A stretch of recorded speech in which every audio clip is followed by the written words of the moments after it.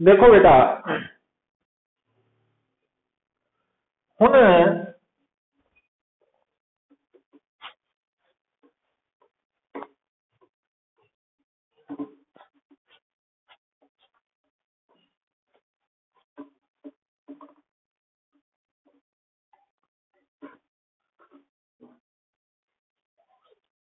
Next topic है, देखो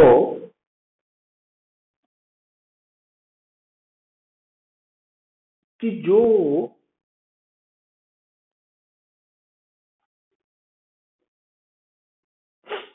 simple harmonic motion का कंसैप्ट है बेटा, बड़े आराम नाल गल समझण दी लोड़ है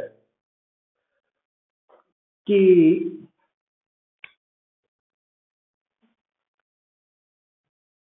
हैडिंग आपां लिख लेने आ सोल्यूशन ऑफ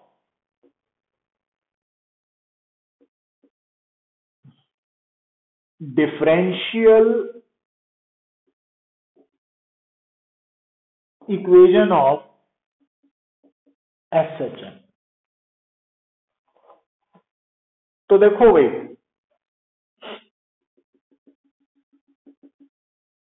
आ बेटा आप एज्यूम कर लेने एक्स एक्सिस, तो आ पुत्र आप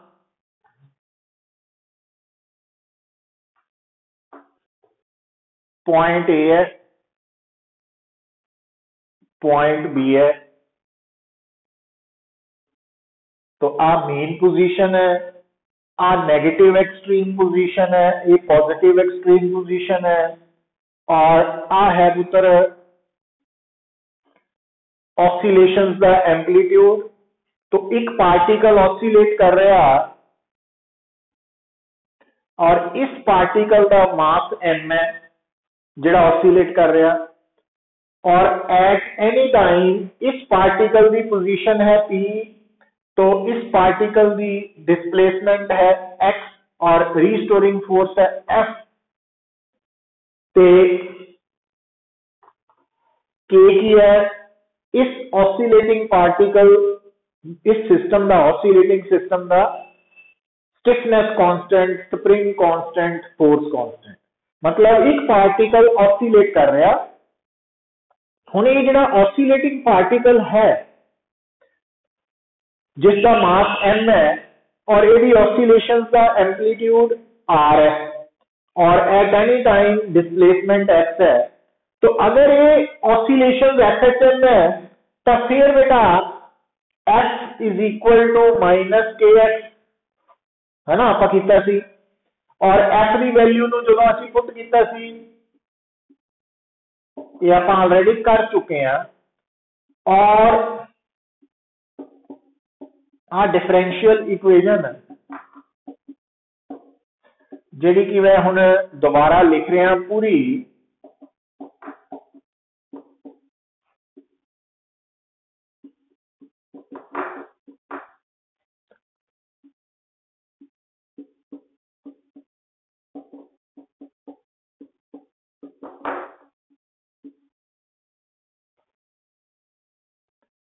तो ये है थोड़ी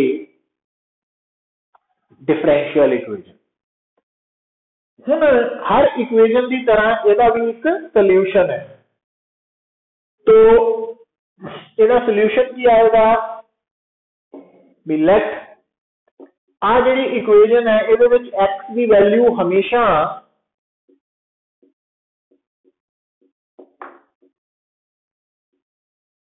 आ फॉर्म च होगी। मतलब ये तुसी अज तो बाद अपने दिमाग दे विच हमेशा लिए रख लेना कि कोई भी जिहड़ा पार्टिकल ऑसिलेट कर रहा, अगर उस ऑसिलेटिंग पार्टिकल का एम्पलीट्यूड है r, मास है m, स्टिफनेस कांस्टेंट है k, एंगुलर फ्रीक्वेंसी है ओमेगा, तो उस ऑसिलेटिंग पार्टिकल की एट एनी टाइम पोजीशन असी किहड़े फार्मूला तो लभ सकते हैं, x is equal to r sin omega t plus 5। मतलब दोबारा मैं गल दस रहा पुत्र, अगर थोड़े सामने कोई भी पार्टिकल ऑसिलेट कर रहा, उस ऑसिलेटिंग पार्टिकल की डिस्प्लेसमेंट एट एनी टाइम निकालन लई फार्मूला केड़ा यूज करना, आर। आर का मतलब उस ऑसिलेटिंग पार्टिकल की एम्पलीट्यूड है, r sine omega t plus 5। तो ओमेगा की है उस ऑसिलेटिंग पार्टिकल की एंगुलर फ्रीक्वेंसी, और उस एंगुलर फ्रीक्वेंसी का के और एन नाल की रिलेशन है, omega square is equal to k by n. तो ये रिजल्ट भी नहीं भूलना कभी। तो हुन देखो बेटा, हुन अगर तुसी बड़े आराम नाल समझना गल नूं, अगर तुसी इस इक्वेशन नूं देखो तो मैथेमैटिकली आ जिहड़ी टर्म असीं लिखी है, this term omega t plus 5, ये टर्म एक मैथेमैटिक्स के विच एंगल है, क्योंकि साइन कोसाइन टैन हमेशा एंगल का ही फाइंड आउट होंदा। तो आ जी टर्म है, आ वाली जी टर्म है, वह साइन है ना, साइन ऑफ दिस वन। तो आ जी मैं ग्रीन कलर नाल सर्कल किया, बेसिकली मैथेमैटिक्स के अकॉर्डिंगली तो इस पूरी टर्म का नाम है एंगल। पर इस सर्कल की हुई टर्म दे विच बेटा आ जिहड़ा स्मॉल टी है, जो कि टाइम नु रिप्रेजेंट कर रहा है at any time, any instant of time, तो वो एक वेरिएबल क्वांटिटी है। क्योंकि थानू पता होना चाहिए कि जिहड़ा टाइम है ना, वो एक वेरिएबल कंसैप्ट है, क्योंकि टाइम हर पल बदल रहा, जो हुन टाइम है अगले पल वो बदल चुका हुआ ना, वो नहीं है। तो जिहड़ा टाइम है वो एक वेरिएबल कंसैप्ट है। तो यह मतलब थोड़े दिमाग च की होना चाहिए कि ये ग्रीन कलर नाल सर्कल की टर्म है, ये मैथेमैटिक्स दे विच एंगल है, पर ये एंगल कांस्टेंट फिक्स नहीं है, ये वेरिएबल एंगल है। ठीक है, और सानू ये गल भी पता वा कि जो एंगल की वैल्यू वेरिएबल होएगी, बदलेगी, चेंज करेगी, तो साइन थीटा की वैल्यू भी चेंज करेगी। ठीक होगी गल। सो यह मतलब अलग अलग टाइम के अकॉर्डिंगली इस टर्म की वैल्यू जो बदलेगी, तो साइन की वैल्यू चेंज होने नाल एक्स की वैल्यू भी बदलेगी। मतलब ऑसिलेटिंग पार्टिकल की पोजीशन अलग अलग टाइम पे अलग अलग है ना, डिस्प्लेसमेंट डिफरेंट है, वो गल आ गई मैथमेटिकल। तो आ जी सर्कल की हुई टर्म है, जिन्हों मैथमेटिक्स के अंदर असी एंगल कह के बुला सकते हैं, इत्थे असी उन्होंने एंगल ना कह के की कहांगे, that will be known as phase. Phase, क्योंकि ये जिहड़ा वेरिएबल एंगल है, ये बदलन के नाल एक्स की वैल्यू चेंज हो रही है ना। तो ऑसिलेटिंग पार्टिकल की पोजीशन अलग अलग टाइम पे कितनी होएगी, तो वो इस टर्म के हाथ च कंट्रोल है, इस करके असीं इहनूं फेज बोलते हैं। तो फेज टर्म तुसी मून दे नाल भी जोड़ते हैं कि स्काई दे विच मून जिहड़ा वा, जदों रात नूं चंद्रमा देखते हैं तुसी, तो हर रोज उस चंद्रमा का साइज चेंज होंदा वा। तो आपां कहने हैं कि असीं हर रोज डिफरेंट फेजेस देख रहे हैं चंद्रमा दे, है ना। तो इत्थे वो फेज कंसैप्ट आ गया कि ये वाली जिहड़ी टर्म है, क्योंकि फेज वर्ड एक एंगल नूं दे दिता गया, तो ये एंगल टाइम डिपेंडेंट है, तो टाइम के बदलन नाल इस एंगल की वैल्यू चेंज हो रही है, तो इस करके असीं इसनूं फेज नाम देता, फेज। तो ये गल समझ आई है कुछ?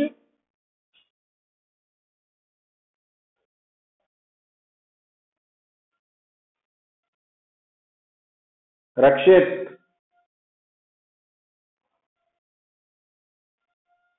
महक,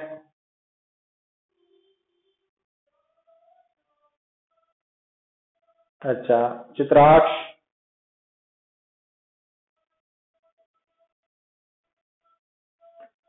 हरगुन,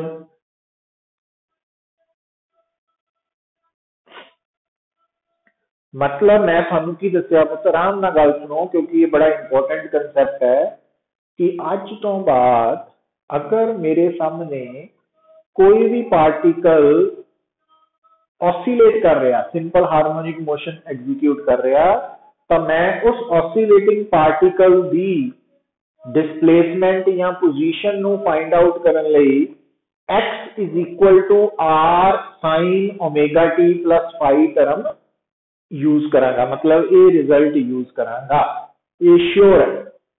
और इस result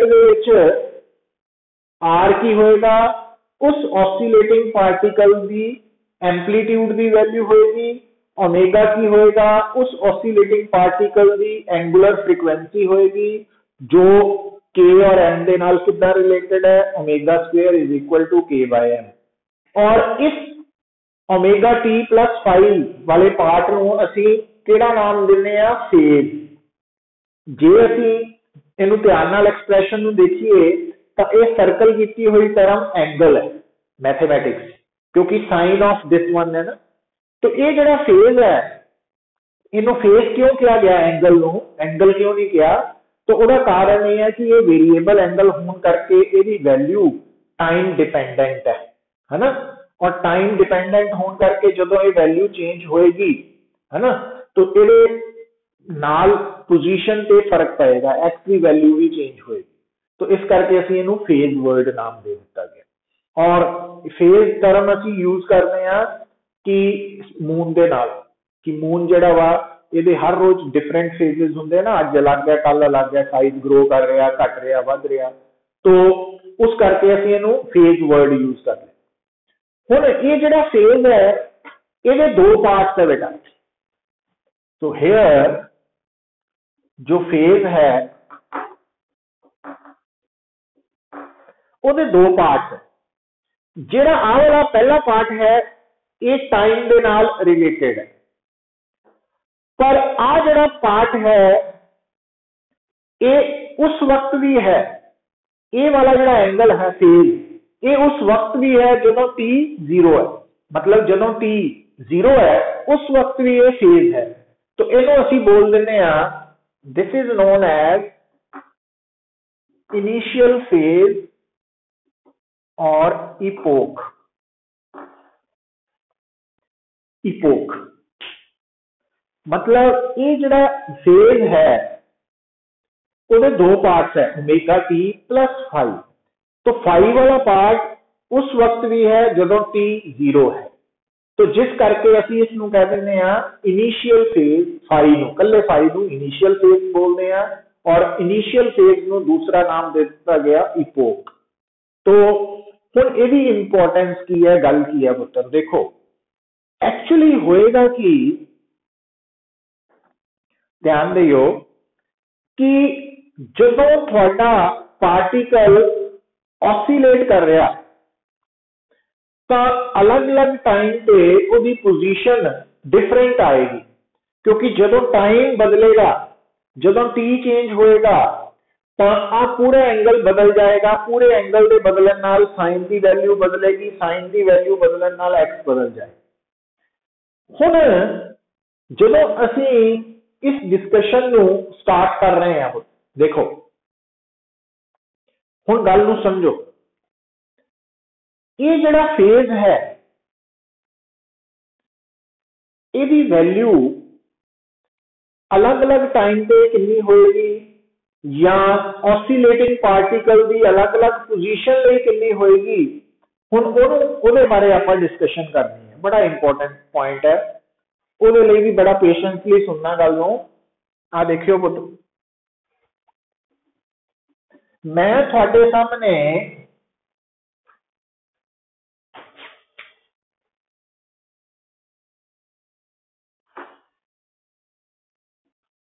extreme position negative, extreme position positive, mean position ते नाल मैं बेटा शो करता एम्पलीट्यूड, है ना।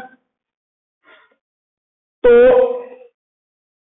जदों टाइम जीरो है, जदों टाइम जीरो है उस वक्त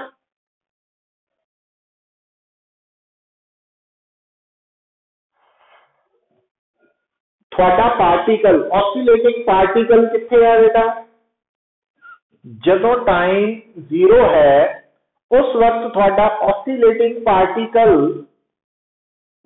एट मीन पोजीशन है और वो किधर नूं जा रहा वा। तो आ एरो दस रहा कि है मीन पोजीशन पे but going towards positive extreme position, है ना।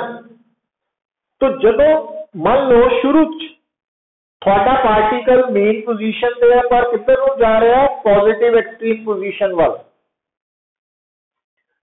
एदा मतलब एट टी जीरो आपां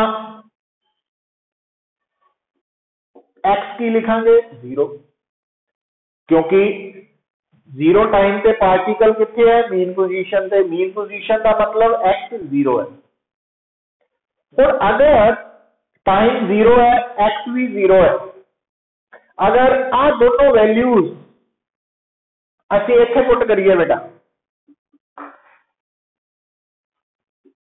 क्योंकि एक्स हुंदा r sine omega t plus 5, तो एक्स भी जीरो आर साइन, तो आ जी टर्म है ओमेगा जीरो प्लस 5, तो zero is equal to r sine 5, क्योंकि यहां तो जीरो ही है, तो जीरो के नीचे आर तो साइन 5, हुण साइन 5 मतलब एंगल, तो साइन एंगल जीरो कदों होंदा व्हेन एंगल जीरो है। तो ਇਹਦਾ मतलब की हो गया, हम गल सुनियो, अगर मेरे सामने एक सिचुएशन है जिस सिचुएशन के विच एक particle simple harmonic motion execute कर रहा, ऑसिलेट कर रहा, और मैनू दसिया गया वा कि जदों टाइम जीरो है, टाइम जीरो का मतलब स्टार्टिंग, तो वो पार्टिकल कितने सी ऑसिलेटिंग पार्टिकल मेन पोजीशन पे, तो उस केस के विच फाई कितना आया जीरो, तो फाई जीरो है, मींस अगर कोई भी particle simple harmonic motion execute कर रहा और स्टार्टिंग टाइम पे शुरू वाले टाइम पे वो मेन पोजीशन तो स्टार्ट कर रहा ऑसिलेट करना, तो उस केस के विच ओदा इनिशियल फेज जिन्हों असी इपोक कहने आ वो जीरो होएगा, और ओदा मतलब ये हो गया कि उस सिंपल हार्मोनिक मोशन को स्टडी करने लई एक्स दी value r sine omega t use होएगी। मतलब अगर तुसी थानू मैं की दसिया सी कि अगर तुसी सिंपल हार्मोनिक मोशन के दौरान पार्टिकल की पोजीशन लभनी है तो थोड़े दिमाग च फार्मूला आना चाहिए x is equal to r sine omega t plus 5 वाला, पर हुण मैं उन्हें होर मॉडिफाई की करता कि अगर मैं थानू अज तो बाद कहां कि एक particle simple harmonic motion execute कर रहा और शुरू स्टार्टिंग टाइम पे वो मेन पोजीशन पे, तां एट एनी टाइम पोजीशन लभनी है, केड़ा फार्मूला यूज करांगे तो दिमाग से यही रखांगे, पर आप हुण सीख चुके हैं कि अगर शुरू स्टार्टिंग टाइम पे जीरो टाइम पे पार्टिकल मेन पोजीशन पे है तो वो फाई जीरो होंदी है, और फाई जीरो होने का मतलब है एट एनी टाइम वो पोजीशन लभण लई असी फार्मूला इहदे accordingly r sine omega t ही यूज करांगे। ये गल समझ आ रही है पुत्र के नहीं आ रही?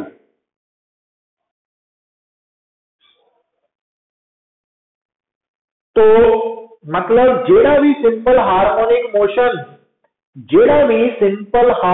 मोशन मीन पोजीशन तो स्टार्ट होएगा ਉਹਦੇ ਵਿੱਚ at any time पार्टिकल की पोजीशन फाइंड आउट करने लिए ਅਸੀਂ फार्मूला यूज करांगे x is equal to r sin omega t। अच्छा, एक हो गया पहला केस। दूसरा केस बेटा, हुण अगर मान लो थोड़ा पार्टिकल ऑसिलेट कर रहा और एट जीरो टाइम वो मीन पोजीशन पे नहीं है, एक्सट्रीम पे है।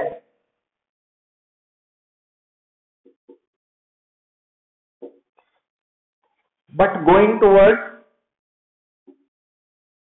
मीन पोजीशन, एक्सट्रीम पोजीशन पे है पॉजिटिव पर मीन वाल जा रहा है। तो यह मतलब की हो गया एक्स जीरो नहीं होएगा। हुण जो टी जीरो है तो एक्स जीरो नहीं आएगा, एक्स की होएगा, एक्स की वैल्यू की है आर। तो यह मतलब हुण अगर आप ये फार्मूला यूज करिए तो जो टी जीरो है तो एक्स आर है।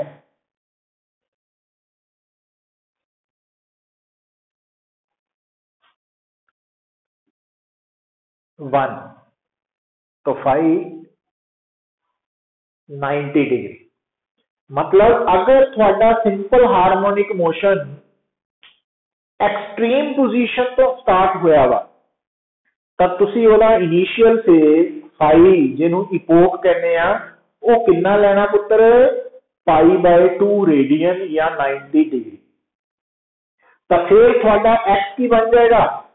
तो अगर फाई π/2 है तो ये पुट करन ते थोड़े एक्स की वैल्यू की आएगी प्लस। हुण याद रखो कि जेड़ा sign omega t plus 90 degree है ना, साइन थीटा प्लस 90 डिग्री नूं असीं कॉस थीटा लिख सकते हैं। तो ये 90 डिग्री है, π/2 रेडियन, तो आप इनू की लिख सकते हैं आर कॉस।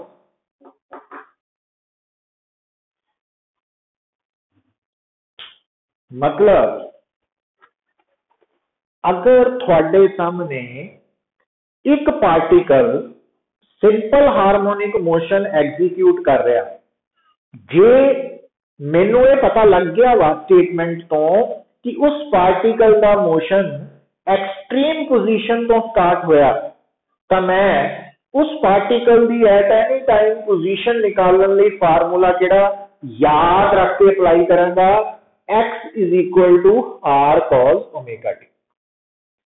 ते जे मैनू पता वा कि एक particle simple harmonic motion execute कर रहा और स्टार्टिंग पे वो मीन पोजीशन तो स्टार्ट होया, तो फिर मैं फार्मूला या अप्लाई करांगा x is equal to r sine omega t. तो जे हुण ये जरूरी नहीं है पुत्र कि जेड़ा particle simple harmonic motion execute कर रहा तो स्टार्टिंग टाइम पे मीन पोजीशन पे होए या एक्सट्रीम पे होए, वो इन बिटवीन भी हो सकता। तो ਉਹਦੇ अकॉर्डिंगली ਆਪਾਂ न्यूमेरिकल ट्राई करांगे। बट अज की डिस्कशन ਦੇ ਵਿੱਚ ਇਹ क्लैरिटी आई है ਤੁਹਾਨੂੰ कुछ?